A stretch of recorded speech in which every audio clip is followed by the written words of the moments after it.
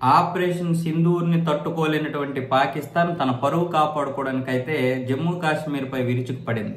ఆ జమ్మూ కాశ్మీర్ పై విరుచుకుపడితే మన వాళ్ళు గాలిలోనే దానికి సంబంధించినటువంటి రాడార్ వ్యవస్థను నాశనం చేశారు, 8 డ్రోన్లను నాశనం చేశారు, 3 ఫైటర్ జెట్లను అయితే నాశనం చేశారు. దాంతో ఏం చేయాలో తెలియనటువంటి పాకిస్తాన్ ఇప్పుడు దొంగ దెబ్బ తీయడానికి మళ్లీ ఉగ్రవాదుల్ని కాశ్మీర్ లోకి పంపించడానికి ప్రయత్నాలు చేసింది.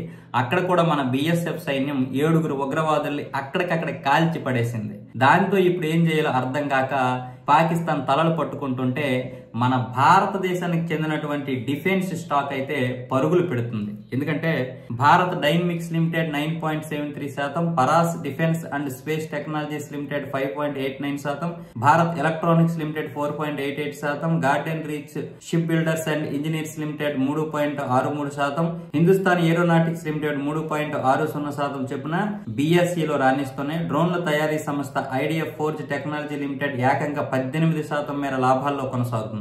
ద్రోణాచార్య ఏరియల్ ఇన్నోవేషన్స్ లిమిటెడ్ 4.99% లాభాల్లో కొనసాగుతుంది. అయితే ఒకవైపు ఏమొచ్చేసి పాకిస్తాన్ ని ఏకి పారేస్తుంటే మరొక వైపు ఏమొచ్చేసి దాని యొక్క వ్యవస్థని పూర్తిగా నిర్వీర్యం చేస్తున్న సమయంలో ఇప్పుడు మన డిఫెన్స్ స్టాక్ అయితే పరుగులు పెడుతున్నాయి.